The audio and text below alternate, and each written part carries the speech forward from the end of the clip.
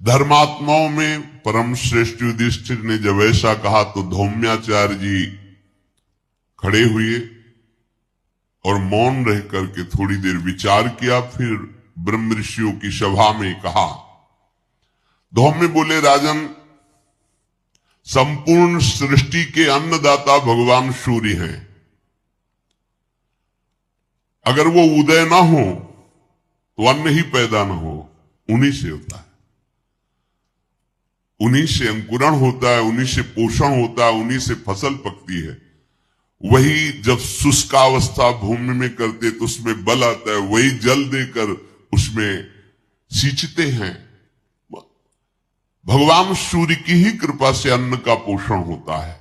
सूर्य तेज को प्रकट करके शुष्क बनाता है भूमि को और उसमें बल वर्धन करके बीज उगने की शक्ति देता है, फिर जल वर्षा करके अन्न और औषधियों की वृद्धि करता है, फिर अपने तेज से उसी को पका करके प्राणियों के पोषण की योग्य बनाता है। इसलिए अब आप उदास मत हो, मैं आपको एक स्तोत्र बताता हूं जिसका तुम अनुष्ठान करके जो चाहोगे प्राप्त हो जाएगा। धौम्यन जी ने आचमन किया और भगवान सूर्य को प्रणाम करके ये स्तोत्र बताया। इस स्तोत्र की बड़ी महिमा आगे वर्णन की गई है कि जिसको धन की चाह हो या संकट निवृत्ति की चाह हो, अगर इस स्तोत्र की कोई चाह न करके गायन करे, सूर्य उदय हो रहा है और आप प्रणाम करके स्नान करके तिलक आदि लगाकर इस स्तोत्र का गाय, तो कभी दरिद्रता नहीं आ सकती, कभी अन्न की कमी नहीं हो सकती। अगर कोई संकल्प करते हैं धन आदि का या संकट निवृत्ति का, इससे निश्चित पूर्ण हो जाता है। धौम्य जी ने आचमन करके भगवान सूर्य को प्रणाम करके ऋषियों की सभा में कहा कि ये स्तोत्र, इसमें 108 नाम भगवान सूर्य के हैं। सूर्यो यमा भगवत तृष्टा पुरुषाकः सविता रविः गभीस्तमानजः कालो मृत्युर्धाता प्रभाकरः पृथिव्यापश्च तेजश्च खं वायुश्च परायणम् सोमो बृहस्पतिः शुक्रो बुधोंगारक एव च इंद्रो विवस्वान् दीप्तान् शुचिः सौरिः शनैश्चरः ब्रह्मा विष्णुश्च रुद्रश्च स्कंधो वै वरुणो यमः वैद्युतो जाठरश्चाग्नि रैन्धनस्तेजसां पतिः धर्मध्वजो वेदकर्ता वेदांगो वेदवाहनः कृतं त्रेता द्वापरश्च कलिः सर्वमलाश्रयः कलाकाष्ठा मुहूर्ताश्च छपायामस्तथा क्षणः संवत्सर करो स्वत्थः कालचक्रो विभावशुः पुरुषः शाश्वतो योगी व्यक्ता व्यक्तः सनातनः कालाध्यक्षः प्रजाध्यक्षो विश्वकर्मा तमोनुदः वरुणः सागरोऽंशुश्च जीमूत जीवनोरिहा भूताश्रयो भूतपतिः सर्वलोक नमस्कृतः सृष्टा संवर्तको वह्निः सर्वस्यादिर्लोलुपः अनन्तः कपिलो भानुः कामदः सर्वतोमुखः जयो विशालो वरदः सर्वधातुनिषेचिता मनः सुपर्णो भूताधिः शीघ्रगः प्राणधारकः धनवन्तरिर्धूमकेतु रादिदेवोदिते सुतः द्वादशात्मा रविन्दाक्षः पिता माता पितामह स्वर्गद्वारं प्रजाद्वारं मोक्षद्वारं त्रिविष्टपम् देहकर्ता प्रशांतात्मा विश्वात्मा विश्वतोमुखः चराचरात्मा सूक्ष्मात्मा मैत्रेयः करणान्वितः एतद् वै कीर्तनीयस्य सूर्यस्यामित तेजसः नामाष्ट शतकम चेदम प्रोक्तमेतत् स्वयं भुवा। ये स्तोत्र सुनाया और कहा इस स्तोत्र का गायन करके भगवान सूर्य को प्रणाम करते हुए आप आराधना कीजिए, आपको जो चाहिए वो प्राप्त हो जाएगा। जो मनुष्य सूर्योदये यह सुसमाहितः पठेत सा पुत्रदारान् धनरत्न संचयान् लभेत जाति स्मरताम नरः सदा धृतिम च मेधाम च सविंदते पुमान। जो मनुष्य सूर्योदय होते हुए भगवान सूर्य के सामने स्नान आदि अपनी दिनचर्या करके और हाथ जोड़ करके ऐसा स्तोत्र गायन करेगा, वो जो चाहेगा पुत्र धन स्त्री रत्न और भी जो सामग्री स्मृति धैर्य उत्तम बुद्धि सब जो चाहेगा भगवान सूर्य उसे प्रदान करेंगे। अब आप शराब पिएंगे मांस खाएंगे तो आपकी हिम्मत ही नहीं है कि आप ऐसा कर ले, नहीं कर पाएंगे और करेंगे भी तो सिद्ध नहीं होगा। असुर भी जब कोई सिद्धि प्राप्त करना चाहते थे तो ऋषियों की भांति दिनचर्या होती थी। आज दिनचर्या क्या, सूर्य भगवान उदय होकर के मध्याह्न की तरफ जा रहे तब लोग उठते हैं तो क्या दरिद्रता आयुहीनता अकाल मृत्यु ये सब बढ़ती है, बुद्धि भ्रष्ट होती है, लोगों को पता नहीं है। जैसी दिनचर्या जी रहे हो ये तुम्हारे रोग बढ़ाने वाली, शोक बढ़ाने वाली, दरिद्रता पैदा करने वाली, बुद्धि भ्रष्ट करने वाली है। भुवन भास्कर त्रिभुवन को पावन करने वाले साक्षात भगवान पधार रहे और तुम सो रहे हो, ऐसी कैसी दिनचर्या है?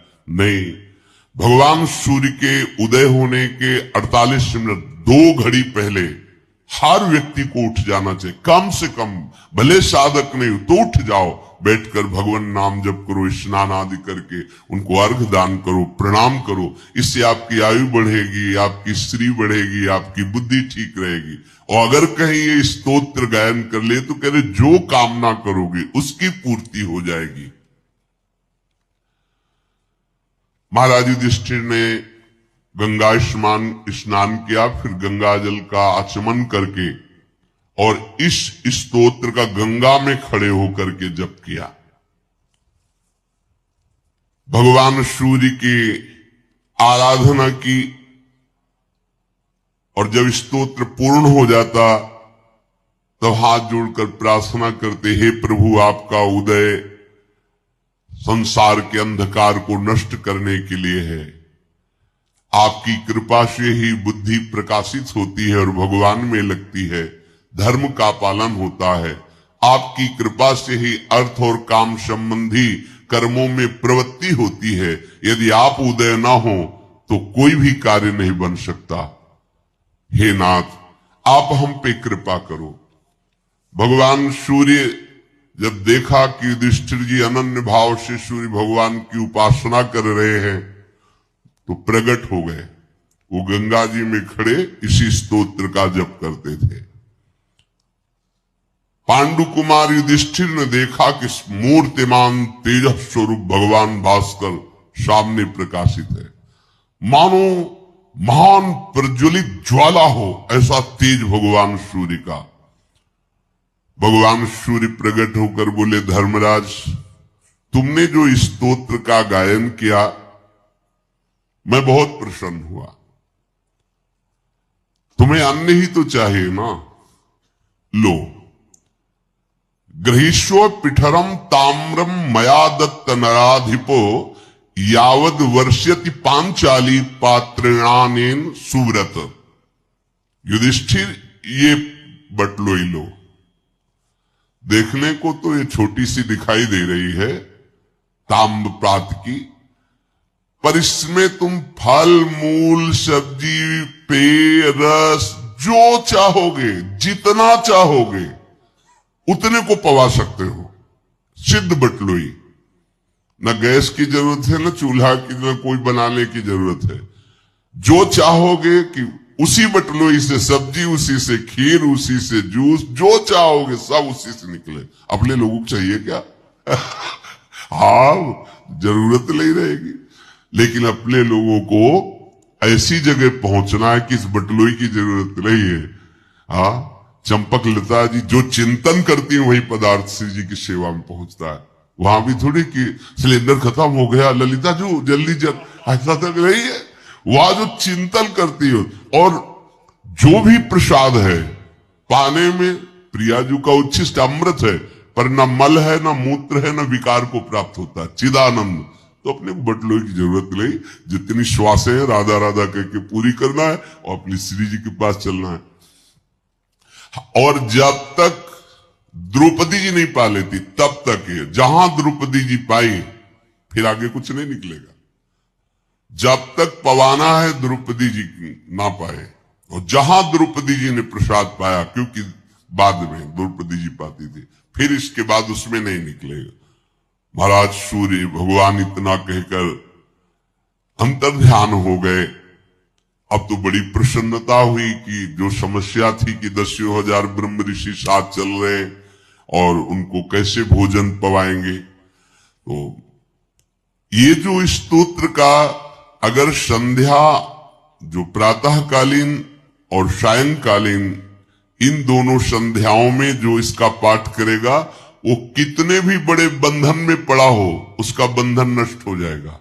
कोई भी बंधन, नाना प्रकार के सांसारिक बंधन भी होते हैं, उन बंधनों से मुक्त हो जाएगा।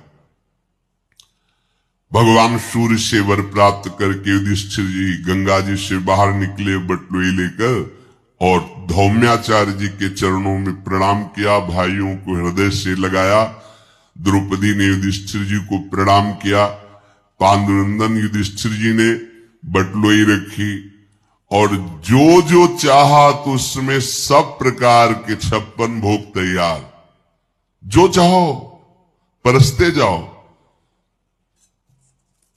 चार प्रकार के अद्भुत चोष्य भोज्य, ऐसे जो वो सब पदार्थ उसमें। ब्राह्मणों ने खूब दिव्य भोग पाया। युधिष्ठिर जी ब्राह्मणों को पवाकर, भाइयों को पवाकर पाए। उसके बाद द्रौपदी जी ने पाया। द्रौपदी जी के पा लेने के बाद पात्र में कोई भी अन्न नहीं, कुछ भी। ये वरदान है, कर तुम अकर तुम अन्यथा कर तुम, सर्व समर्थ भगवान को कहते हैं। वरदान के बाद भी निकाल दिया उसमें, शीत जब वो दुर्वासा का प्रसंग आता है। तदनंतर अब ब्राह्मण समुदाय, ब्रह्म ऋषियों का समुदाय और धौम्य जी के साथ पांडव वहां से चले काम्यक वन से।